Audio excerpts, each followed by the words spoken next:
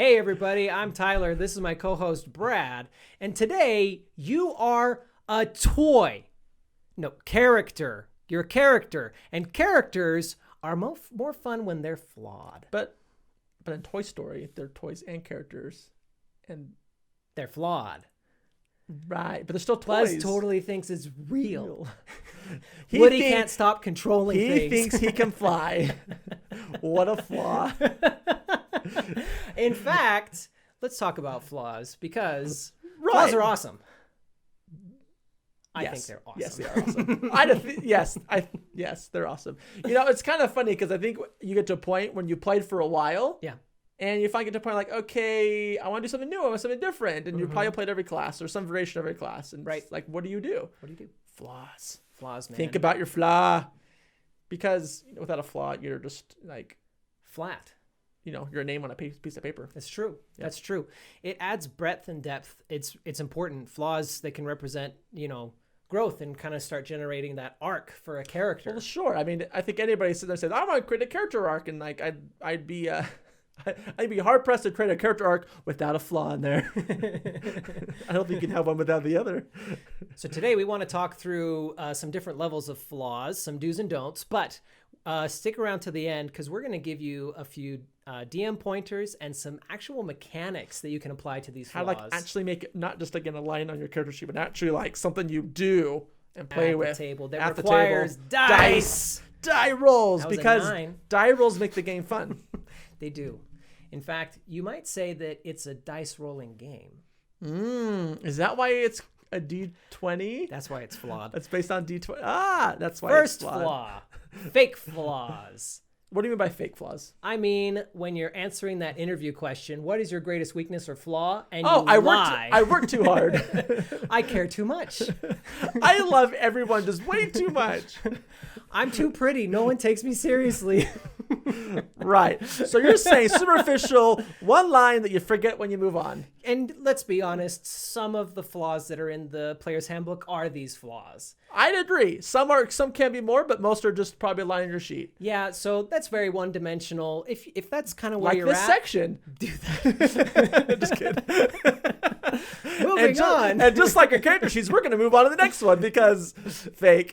Don't be silly. Don't be lame. Minor flaws. In writing, there are minor, major, and fatal flaws. So let's go through them. Minor flaws. So this is like you picked an actual good one from the handbook, or you decided to take the handbook one and like make it something more? Actually true, yeah. And both. Yeah, and both. And to a certain degree, a minor flaw affects the story in that it affects your character, but it doesn't impair your character, if that makes sense. Right. It's like, kind of like I really do work too hard, and so occasionally I might say I stay up all night to read a book, and then sure. And then you move on. And then you move on, yeah.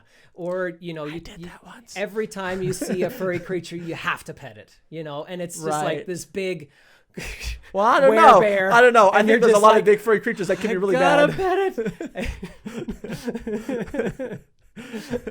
But I get your point, though. The idea is they don't really affect the story or not have a big game-breaking or story-affecting kind of impact on your character or the game, right? A synonym for a minor flaw might be a bad habit or a quirk. Or quirk. Yes, okay. A quirk. That makes sense.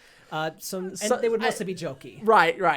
You're trying to, I have a big mouth, or... That's right. Or I always like to lie. It's okay. Yeah. My character likes to lie. Or he's blunt. Yes. Which is true blunt. with me. That is a real flaw.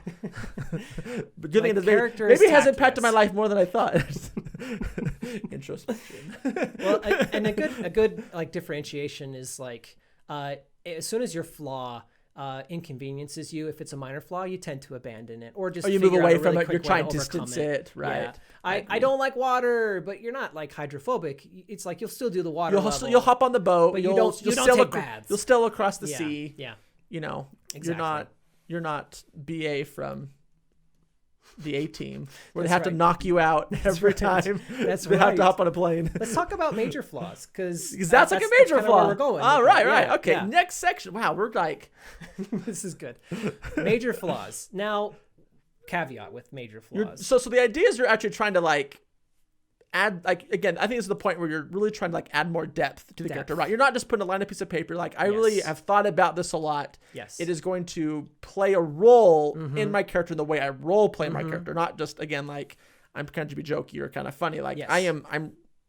I've really thought about this. Right. And a word of caution: careful with major flaws if you're kind of being a little too jokey about it. Like, these are real things. It's major, like, but you're being bringing jokey. in some real stuff into the Sure. game now. This should be for experienced players that are going to take role play that level, sure.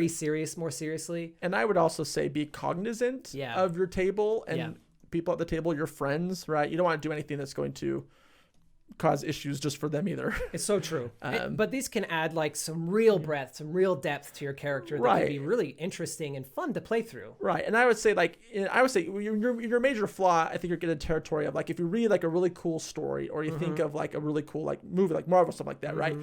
I think lots of times the characters we really like a lot are the ones that we can relate to with their flaws. Yes. So I think is when you're kind of coming that territory. I mean, think of like Tony Stark, right? He was an alcoholic. He had lots of other issues as far as with his money and the way he would treat people, right? Those are real character flaws, and it makes it really neat to watch the Marvel movies when you see him overcome those flaws. Like, wow, he's like a real cool hero now because he really kind of was not that great, and now he's really awesome kind of thing. Yeah. So that's where you're going to with these major flaws. You're getting into that territory of stuff. You're putting that investment and time into it. Yeah, and you take other cool characters, Wheel of Time, Rand al'Thor, he gets really paranoid. And you take also, let's say from Stormlight Archives, or he even loses Kaladin. a hand, right? He does That's lose like a a hand, real right? flaw, right? Yeah. Oh, and so let's dig into this, because there's three categories of major flaws. Right. And the first is physical. So what are some examples of some good physical flaws? Well, I just said you lose your hand. Maybe you're blind. blind. Although it's kind of fun, this has to be a flaw now because in 3rd edition, this was not the case, but illiteracy. And 3.5, barbarians were illiterate. It was a part of the character class that says you cannot read. You know and speak languages, but you can't read. It's funny now that we could say that that's a flaw, but that would be very interesting to actually play. I know from experience, oftentimes people would find a way to get around that flaw and then make it not a non-flaw almost in the game. But it'd be fun to actually make it a thing. Anyways. Well, and let's say like that it drives some of your characters' story choices. You take comprehend language as a spell because that's the only way you can read. Oh, that'd be fascinating. It's just common, but you're having to spend a minute on each page learning to read it. But and I mean, take these kind of seriously. You might be struggling with an addiction as well, or something along those lines. Or maybe your literacy is because you're dyslexic. So it's more like, well, I guess you kind of could, I guess, but you really can't read just because you have that. I could play that really well because I am dyslexic. There we go, everybody. Now we know Tyler's real life flaw. Diagnosed. Dyslexic. Yeah, but it's good. So's my dad. Gives me excellent spatial reasoning. I miss that gene. Yeah. I mean, again, you could kind of go into like mental type phobias or mental type flaws, right? Mental where flaws. like you really literally hear voices, right? Or you have a phobia. A phobia, and that's a really good one. So let's talk about Indiana Jones. So he doesn't like snakes, right? Yeah. Major or minor flaw? I would say it's actually a major for him, but I wouldn't say it's not. I mean, again, when you meet Indiana Jones, is he the young guy? No, he's gone around a few adventures. He's done other things to archaeological exploits, right? So he's a high level guy. So I say when you meet him in the store, he's probably a high level guy. So you assume that maybe he's kind of taken time to overcome it. Okay. Interesting enough, Indiana Jones as well, right? He mentions his father who's afraid of rats. Right? And how his dad. He makes it sound like his dad hasn't really overcome it, maybe like he has with his snake issue, right? He couldn't have walked in this room or stuff like that. Like that. So again, there's different levels you can do with the flaw. And I would say Indiana Jones because I would say it's major because it becomes a story theme. Like they take time in the story, in the movies, to talk about his phobia with snakes. So that's for that, maybe it's superficial, but I think that's kind of a point I like to say that why it's probably more major in that regard. Well, that's fascinating. That's an interesting thing. Any other phobias? I mean, there's lots. So many. I think maybe not to do it too hard, but I think when we plug to the end with the mechanical side, like that's I think that I go for some more phobias ideas with are that. Going to be really cool. But maybe you're obsessive compulsive. Oh, that'd be interesting something to do. Or other. Like obsessive compulsive about like your character is afraid of being dirty, like obsessive compulsive about being clean. Prestidigitation. But maybe your character's not the caster though. Oh boy. Right? Like yeah. like you are like the clean paladin. Like you have to be white, and your cloak that is perfect white gets dirty. Like you have like 5 cloaks, Or like you ever see like it could be maybe more minor where you're playing it, I guess, like like the transporter, right? After fight, he puts his new clean white shirt on, right? Oh, interesting. Yeah. Good point. But you can make it more major, where it's like, no, like, hey guys, I got blood on my cloak. I need to like take 10 minutes here and clean it. I got my vinegar in my pack, right? It takes some weight. Yes. But again, it becomes like a character thing with you, where again, and maybe you're obsessive compulsive about other people in the party, like, oh, we can't go talk to the king yet because we're all so dirty. Like, we're adventurers. Who's gonna care? Like, no. Right. We have to get clean. Like, you make the party. Well, and it go take a bath. You go to the inn, right? Stuff like that. Yeah, and this stuff affects the story. It affects your party members, and now your characters kind of start to work together on this other level. We're taking care of each other. Oh, he's going to struggle with that. Let's help him. Let's fix this. Right. And then one of your other characters does take prestidigitation, so they can just start cleaning your cloak for you. That'd be great. That'd be so cool. And I mean, go on.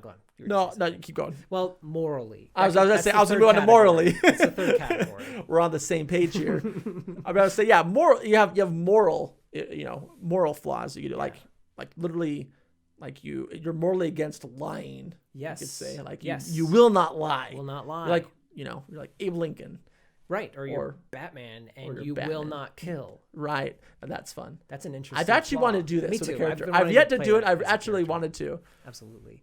Or you may be and not just be Batman, but actually say, like, no, I actually don't kill things. And like but I thought that'd be fun to make it so you're like, you get mad at when your party members maybe kill people, and not to be too obstructive to your party members. Sure. But like to make it an issue with your party because like that is something you believe in. Like we really shouldn't kill things. Like, NPCs are people too. Yeah. They have families and kids and things. Doesn't matter if they grow up to be a bad goblin that stabs you in the back later. No kidding. Well, they're still creatures that have dreams. They all dream of lighting things on fire. Just kidding. Well, they want to be a booyag. That's right. Cast magic. I'm gonna be the boss. Maybe a character on the opposite side that lacks empathy. And I mean, these flaws. That'd be very interesting. To play like a non-empathetic character. And there's the don't let him talk to anybody. So true. It's so true. There's the snake half snake people. What are they called? Yanti. Yeah. Yantis. And they actually what is it specifically? They're kind of like more monotone, like they cold blood. I mean, they kind of take the cold blooded to like you have a cold personality even, which I say it's kind of lacking empathy, but like you're very cold to other people even too. So it'd be sort of like that. Which is kind of cool idea to kind of take the snake thing and just kind of spin it that way too. Yeah. Maybe you have some Yanti blood in you and you're just a human, but somewhere. Sure. Yeah, that'd be interesting. Or you just were like Voldemort and sacrificed your soul a bunch of times and now you look like a snake anyway. That's right. And to add an additional layer of like immersion into the story, maybe you're kind of bigoted towards a specific faction, like Yantis, like snake people. Yeah, or a region in the world. A person who's afraid of snakes and meets a Yanti. That would be an interesting scenario to fall into. Oh my gosh, they're like high level too, and Yanti's what, CR 3-5? Well, I mean, you could as a DM, you could beef up to whatever you want to make it if you want to make it a plot point, right? Sure. Some Yanti sorcerer thing. That could be really cool. That could be very interesting. So physical, mental, moral. When you take that a step further, you'd still be talking about physical, mental, or moral flaws, but right. But you're like into an advanced territory, like warning, caution. Like if you're new to D&D, I probably wouldn't go this far. Don't do this. Start with something a little simpler, get your feet wet, whatever. Sure. But if you've been playing for a while and you want to add more, like this is some cool ideas you can do. Anyways. Yeah, and so now we move into fatal flaws. Right. And like major flaws, we already said, like, hey, advanced users, they'll have a place in the game. They will come up. Sure. But they're not going to risk you're not going to risk killing your character over it. It's true. Fatal flaw, a great example of a fatal flaw is that your character has illusions of grandeur, like they think they're invincible, which could be really fun and interesting to play. See, and I kind of did this with my own character. Like I had a wizard, and it was kind of fascinating because he was a gnome, so gnomes live a little bit longer life, and so it was an older gnome, and so the idea was like, yeah, he hasn't had all this magical power forever, but in the game, in the matter of like a few months, right, my character was like level 17. And it was like a few months. It was like, wow, like this guy just went from like 0 to in like 3 or 4 months to like being level 17, like a really like powerful wizard. It's like, and my thought was like, yeah, he's probably having a little bit of a power trip here. Like he thinks he can just do whatever he wants and walk over anybody he wants. Because it's like, yeah, he just gained all his power really fast, right? that was actually kind of fun. And it's fascinating to play that. He threatened. He almost got into he got into trouble with the red dragon over he threatened a red dragon, an ancient red dragon, and he got away with it, which did not help. He got away with it to a degree. He didn't. He did go back and kill the dragon, so he got away with it. Yeah, he didn't get to make the deal he wanted to make with the dragon. That's true. It blew up the deal, but still. Hey, but he still went back and killed the dragon. So in his mind, he's like, well, I can get away with anything I want. That said, he could have died very easily. Not recommended. Don't negotiate with a red dragon by yourself. It could go wrong. I submit you do? as another one that kleptomaniac is a fatal flaw, or at least it should be treated as a fatal flaw. I think this could go both ways. You could make this I used to steal little things, whatever, right? Okay. I mean, I agree. It could be a fatal flaw. You could make it a very fun fatal flaw, but you could also just kind of make it more jokey. That's a fair point. So if you want to play it for realsies, it's definitely a fatal flaw. You're gonna steal property. You're gonna steal from the wrong person at some time, probably, and it's gonna come back to haunt you, or you're gonna get wanted by the law, or you steal the cursed item. A lot of stuff you touch is going to be cursed, and stuff like that. It's definitely a fatal flaw. Now, again, you're right. You could play it as a minor or even a major flaw. You could kind of level that up. For any of you that like Brandon Sanderson and happen to have read Wax and Wayne, you could play it like Wayne, right? Where, although I think it's a fun way to do the flaw that is probably, again, not into the fatal territory. It's probably a more major category, but again, like you're saying, you can make it fatal where it gets you into first book, Alloy of Law, or what's the first book? Alloy of Law. If you haven't read that, check it out. And the Mistborn series is really good. Right, and it sounds like in the book too that it probably was almost fatal for him at some point, right? And he kind of pulled back. So then again, you could make it a fatal flaw at the beginning, and you could arc it to I've actually kind of found this way to cope with it. Right? Not that he got rid of it, but you're coping with it as your character, which could make a fun arc again. Other party members are getting involved or things like that. Right. Yeah. I think it'd be pretty fatal to be unlucky like somebody else I know. Yep, that's a 6. Fatal. Well, sure. Any of us could be unlucky and roll bad dice, Tyler. I think I'm just going to put it on my sheet because I don't have to do anything else. I just roll like normal and then bada bang, unlucky. Right. Every time somebody's like, whoa, dude, get new dice. I'm like, it won't help. Look at my sheet. I mean, another one you could do is you could actually make your character actually paranoid. Like he thinks somebody's always following him, or maybe he thinks there's a demon stalking him wherever he goes, and he's legitimately paranoid of a demon or an imp or something like that, right? That could be a fun one for a warlock, actually. Could be a lot of fun. Paranoid of your patron. That's right. You know that they're coming to collect on their side of the contract at any moment. And your character acts a certain way all the time, because he's paranoid. Like, oh, I can't do that because what if Mephisto sees, right? Or you're the inverse. You're the paladin who is just paranoid. Knows that the angels are writing down everything that they say and everything that they do, and so they're always like, "Are you kidding me, you guys? Would you be nice to this guy? This is gonna get me in trouble, guys. This is gonna get me in trouble." On the flip side of that paladin, you could make him very zealous, even. Yeah, he's zealous, where he's always, he's just not preaching his religion or preaching his deities good things. He's zealous about it, man. It's like, no, you will follow this. You will bathe your hands twice and spin around in circles and put salt over your shoulder before you eat every time. Sure. Yeah. There was a flawed magical weapon that hated dragons that told you guys to attack that ancient red dragon in the first place. Right. Was that a character flaw? That was a weapon flaw. Right. I guess the PC turned the weapon flaw into his own flaw. I will attack a dragon even if I have no hope of winning. Well, and he didn't know, but to be fair, but yes, that was certainly a fatal flaw. Ancient Dragon is an end campaign boss, not level 13 boss. Although you guys came back at level 16, 17 and beat it, which is good. Yeah, it was really good for my wizard. He felt really powerful after that, even more so. But I think hopefully what you get out of this to degree is that when you do flaws, just like your ideals, your bonds, something like that, right? It's a starting point, and the point is to build off of it and create an arc with it, right? Yep. You're not an empty line on a piece of paper, not an empty line on that character sheet, right? You want to do something with the story with it, and honestly, you have so much more out of the game with it when you do that. So, but let's go into the final part. Yeah, mechanics. And I think some of these could work as It's not like these are all fatal type flaws, right? Sure. They could be a major, you can make them even minor. They can fit anywhere. But this is like, I want to just not make this a line on a piece of paper. I want to actually make it how I actually run, how the game is actually played with my character. I roll dice for it. I roll dice with it. And I will, just to bring up the first one, I currently in our campaign right now, I think one of the funnest ones is your character with his lying. It's not like he just like can't lie, or like he won't lie. It's like he can't because like he's got lots of tells that are really bad. Yes, he's got lots of real physical. So in the player's handbook, there is a I can't tell a lie to save my life or anyone else's. Right. So I took that and I elevated it, and I wanted to do some rolling with it. So there's a percentage chart.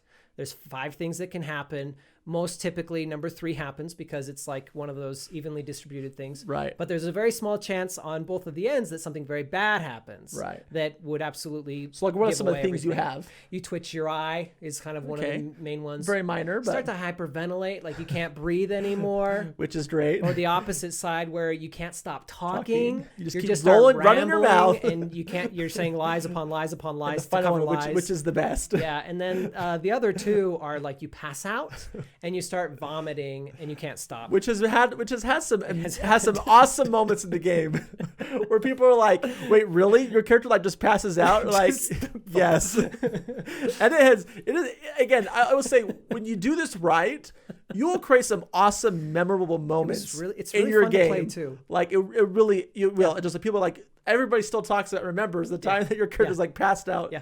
Well, and we're talking to the guard. Yes, we got permission from the constable to leave town.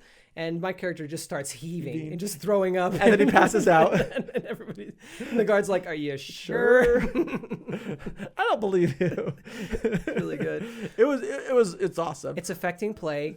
They don't trust me with things. Well, rightfully so. Well, it's not they just don't trust you. It's like secrets. It's like they go to like long lengths to make sure that you can't hear them lying. So like they don't want to put you in a position where you even have to. It's like let's just make them ignorant. Yes. And to a certain degree, and I've mentioned this to you before, if the party like pushed for, hey, let's push you through this, try I don't know, try this thing where you bite your tongue, or like we punch you really hard in the face, or all this stuff, like to see if it like stops these tells. I'd be down for it, because like again, this should like integrate driving into the story, driving your character, driving interactions with the party. Characters. Yes.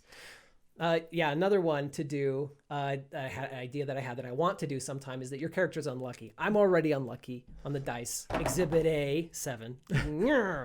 Me, I don't think I'm all over the place unless I'm using my red DM dice, which always roll really well. That's not bad. But so this one you're saying like what? You actually like minus to your rolls? You give yourself disadvantage all the time? Yeah, what I would tend to do, I think there's a magic item called the Stone of Ill Luck. It gives you like -2 on everything. Right. Every time you roll a d20, it's -2. I would say like maybe at the beginning of every day or whatever period you want to do, you roll kind of similar to this percentage roll thing to see if you get -0, and that could be maybe the majority of cases. Like you get -0, or maybe the majority of cases is you get -1, and the second most off. And sometimes you're -2 and -3. Sometimes you're very -2, rare occasions. or very rare occasion -3. Or now that's a fun idea. Again, it's not like you're just saying, well, I always have a -1 to all my rolls. Mm-hmm. Again, you're adding some more interaction with it. We're like every day. Yep. I have to re-roll on this table to see like, okay, how unlucky am I really going to be today? Yes. Well, I want to be the rogue that's sitting there going, shit, come on. I would submit the thing to unlock. Come on, man, just pick the lock. I thought you were good at this. I would submit it would be fun to like, again, I think with any good flaws, work with your DM, but this would be fun to put the DM's hands to say like the DM knows, like he rolls on how bad it is. So usually the player don't know exactly how unlucky you are that day. That could work. Yeah, that could be fun. That could be a lot of fun. I go into another one idea we had before, right, was like the kleptomaniac thing. Right. I mean, instead of just saying like, I always tell everything you do, they kind of add some more fun interaction with it. Is every time, like you give yourself like, maybe your character likes to steal certain things. So it's not like he just steals everything. It's like, no, I'm really attracted to shiny things. Okay. Or I'm really attracted to fine art or books or something. You pick a specific thing that your character's like, no, that's the thing I go for. Mm-hmm. And then you give yourself like a save, like a wisdom save. Ooh, okay. To say like, okay, do I do I overcome my temptation, my inclination to steal this, right? And if you fail, then no matter what, you're going to steal it, right? It doesn't matter what's going on, like you go for it, right? But if you pass, then okay, I resisted, right? Yeah. And that could be fun. You could kind of add in your role play, like is your character shaking, or is he like, oh, his hands getting twitchy or whatever, right? But or like, oh no, he just go for it, like, hey, where'd Joe go? Absolutely could add that into like the zealous thing. Yeah. Like the same thing too. Wisdom saves, or you're gonna be like, we got to fight this dragon. Or you could be like, or if somebody is to do something that's, kind of against what you may have built for your religion, for your deity, right? It's like, oh, somebody's like violating this, and you have to resist not jumping up and just like rebuking the person, like, how dare you drink with your left hand, Yeah, that's good. Throw kind of random things in. I think another one, this would be crazy. I think if you did this, you're super brave. And awesome. Although I think I've always wanted to try this. Yeah. Just because in a fantasy book there was a really cool character who was like this. I was like, I think I can make this work. But you make yourself blind. Like you literally are blind. Okay. So like the blinded condition? Yeah, like you can't see. Like maybe your character lost his sight, was born without sight or something like that. Sure. I think it'd be fun. I think there's some ways you could work with it. It would be difficult and hard. Yeah. I think as the game goes on, there are other things come up that can make you kind of get around this, which makes it kind of fun, but it could just be fun just to like deal with, like. And we've got some good advice for DMs at the end here, so stick around. We'll talk about how a DM could actually make that from a disadvantage to an advantage in a way. Yeah. But yeah, I mean, go ahead. No, yeah. I say again, definitely more work with your DM on that one, because you don't want to make it like unfun for the game for you or the party in a way. So, but again, I think it could be done right. Some other things you do is like you could do phobias, like legitly, like I mean, maybe take it just a little farther than what Indiana Jones does with his snakes, right? Because he can still he can overcome it. He can overcome it, but make a mechanic for overcoming it, right? Right. So is it wisdom, con, or something like that? I think it might maybe depend on the type of phobia you have. Okay. Right. Okay. I mean, you could do something like let's say for instance you did like I think it's called hemophilia. Like you have like a fear of blood, right? Oh, I look at that as maybe more like a con save. Like you're like, that is so like you see blood in your character, like you do with your lion, right? You just start like throwing up, like you just can't resist, like, oh, I just can't take the gore and the blood, right? Okay. And you're like, oh, we're like fighting things in dungeons, and maybe then the sickened condition.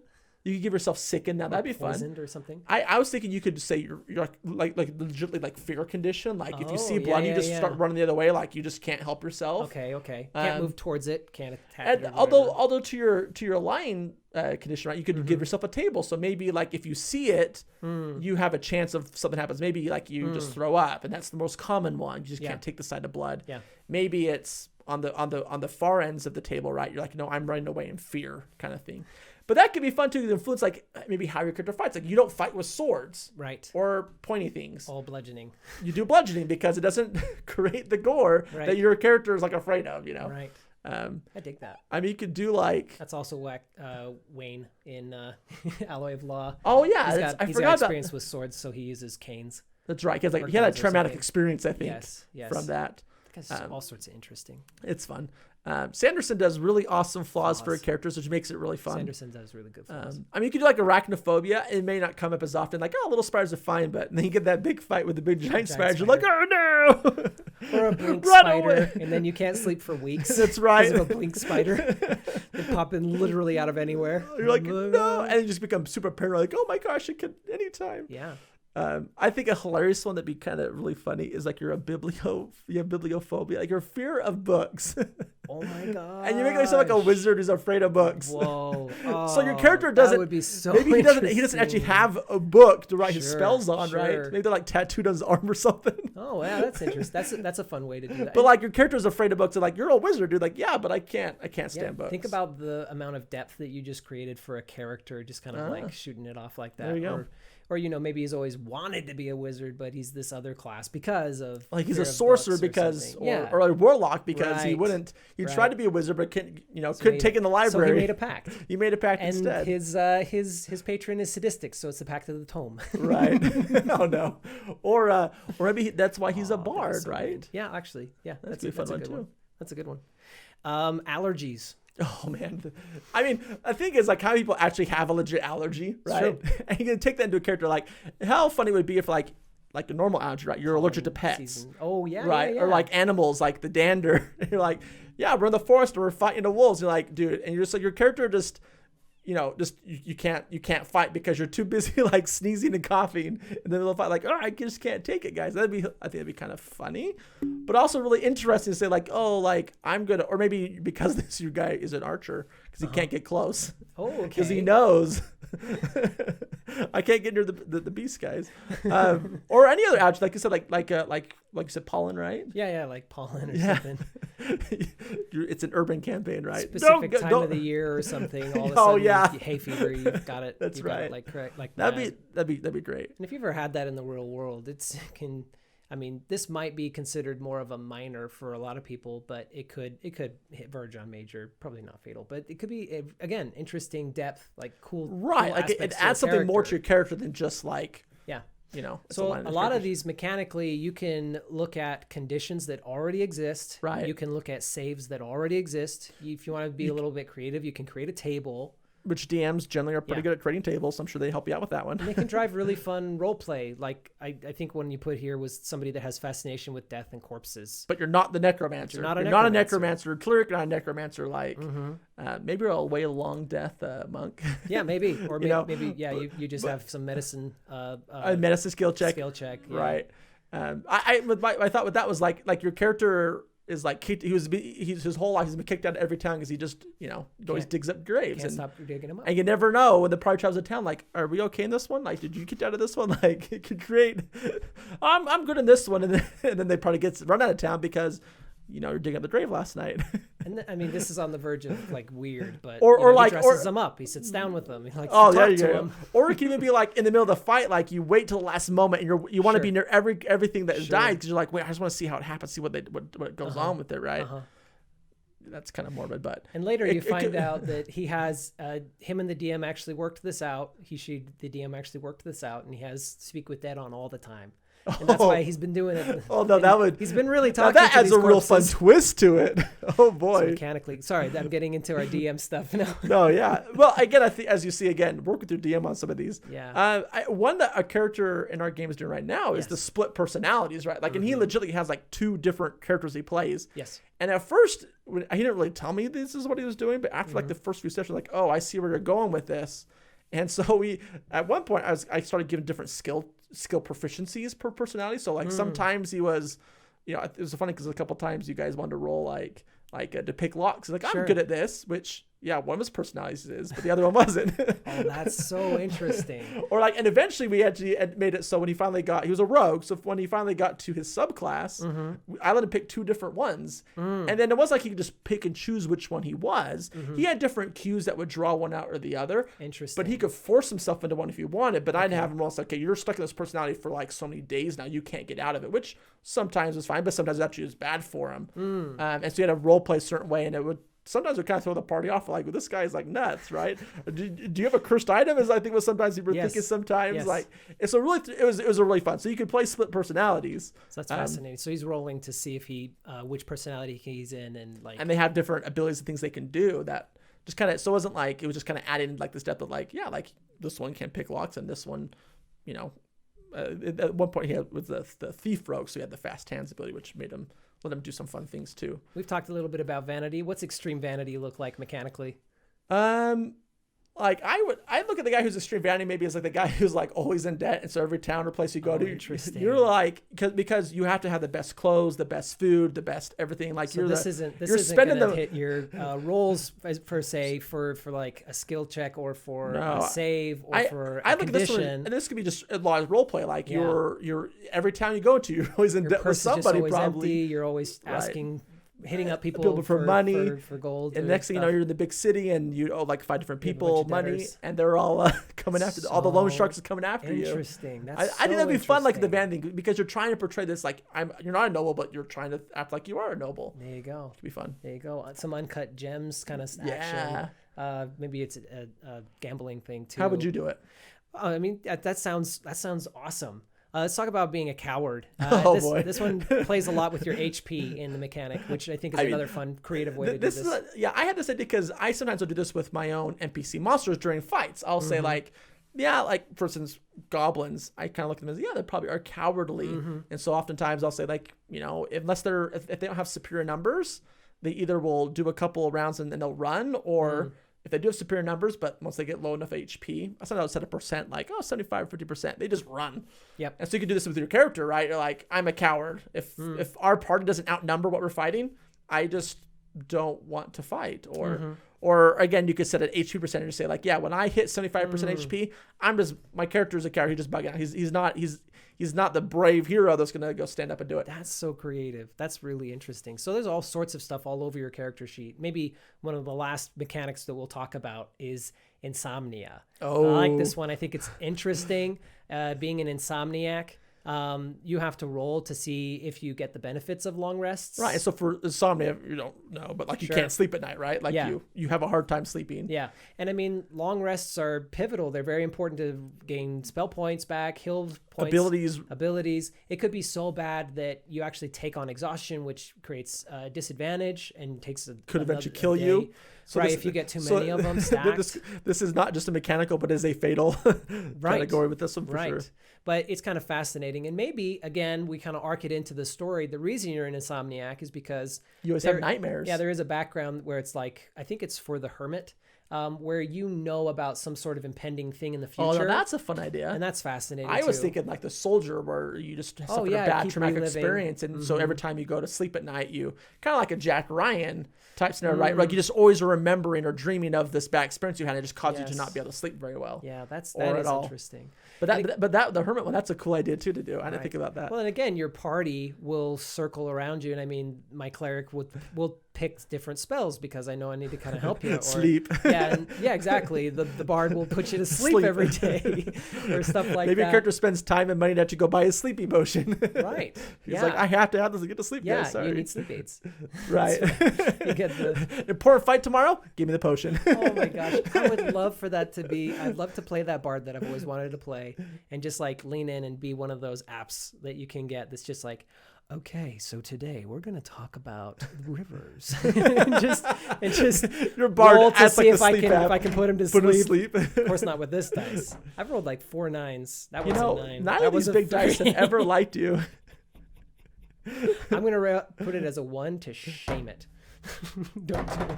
11. I get about average. You doubled it. I get about average. Let's give our bonus DM. All right, tips. so some fun DM tips on this, or not as fun, but they're fun, but just DM tips. They're way fun. For you DMs who are watching this video.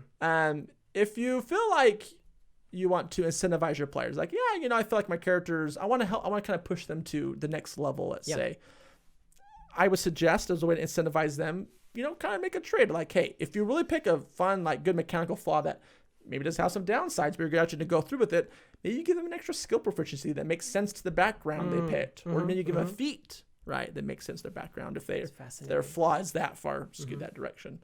Could be cool. Yeah, and just like maybe give them an extra background feat. Or extra feature from a background. Yeah. Yeah. Yeah, and I was thinking about this. There is the All Eyes on You. I think it's what the feat is called. The feature, for the Far Traveler, right. Yeah. And so it could be that, maybe your character is missing a hand, right? So let's go ahead and say that. And so you've got this makeshift hook thing or axe or something on it. And, you do get that feat in addition to whatever your background is and whatever that feat is already, because people see you and they're like, wow, this guy's been through some stuff. And they always want to hear the cool story. So you're always getting free meals at the end or something like that, because you're telling the fun story about how you lost your hand to the bear or the tiger. Which is a cool, simple way to kind of like go through this. Yeah, that's good. Yeah. Or maybe you lie. So it's like it keeps changing. That's what I would do it. Well, you see, let's fight this bear one time. And you want to know how I got these scars? I got these scars. Oh, there you go. Yeah. And you want to play insane. Anyways, next DM tip. Make sure you coordinate with your player about these flaws. Like, make it a collaboration. For sure. Again, as the DM, you're going to know what you have in mind for the party, maybe more than the party will know. And so if a character is talking about a specific phobia that's just going to be coming up every second, it might be something worth, as the DM, kind of pumping the brakes on, or trying to push it from major to minor, or try to help gauge that, so that, again, the goal is not to impede ourselves or to give ourselves a handicap. It might be the goal if you've played enough times that that's what you want. But the goal should be to create depth to the character to facilitate an arc for the story, right, and to bring the party together. And I would make sure if they're designing that mechanical flaw that there is that depth to it as well too. It's not just some random mechanical thing that the player may get bored of or dislike or may draw away from the fun from it. If player should be driving, and I would say the player should be driving it. So definitely, don't set a limit on it that the player doesn't necessarily want or take it, or you actually take it too far as a DM that it's not going to ruin it for the player at the table. And I would say, and I think you're just kind of hinted to, like, make sure it's not going to be something that's going to possibly cause too much strife or contention between the other players in your group, right? Hopefully as a DM, you're pretty keyed in pretty well with the group. And again, if everybody's going to do these fun flaws, you may say, actually, let's tone some of these back because it could cause a lot of problems at the table, possibly, right? Yes. So, and be that additional check because you're going to know your table and your table's culture. And so if somebody wants to do like kleptomania, but you already know that this party has a lot of trouble with like sharing the treasure that they find, or they get really bent out of shape. Everybody's a little greedy. Maybe some people are really uptight about the treasure being shared. Right. Or you just kind of help make sure you steer the player to say, okay, this is fine. Let's go to kleptomania thing, but let's just make sure you're not throwing too much of the territory stuff from the other PCs, right? Right. Most PCs shouldn't feel like a burden for the party. It should yeah. feel like kind of a cool thing to develop. And so at that point, I said, make sure like if the player is going too far, they may have been a little overzealous with it. You can like kind of temper that and make sure they don't overdo it. As another good tip. Always on be that ready to talk about it after the role play's done and stuff, and just kind of like set them straight if they need that guiding hand. Yeah, just be cognizant of it as the DM, again, to make sure that it's got what's within bounds that makes it fun for the game and for everybody at the table, for sure. Absolutely. Anyway, guys, hope you enjoyed the video and these fun flaws we gave you, and you can use it in your next game. Let us know in the comments if any cool flaws you've done in previous games, or maybe if there's one here that you're really excited about. Like, let us know which one you like the most, and if so, maybe we'll come with more ideas in another video again. But anyways, we're Motley Mimic. Thanks. We'll catch you next time. Hey everybody, thanks for watching. Like, subscribe, and share with your friends. Hey Brad, what you doing? Sharing everything with my friends. Oh, cool. I just got a message. Oh, Brad, you need more friends. Oh.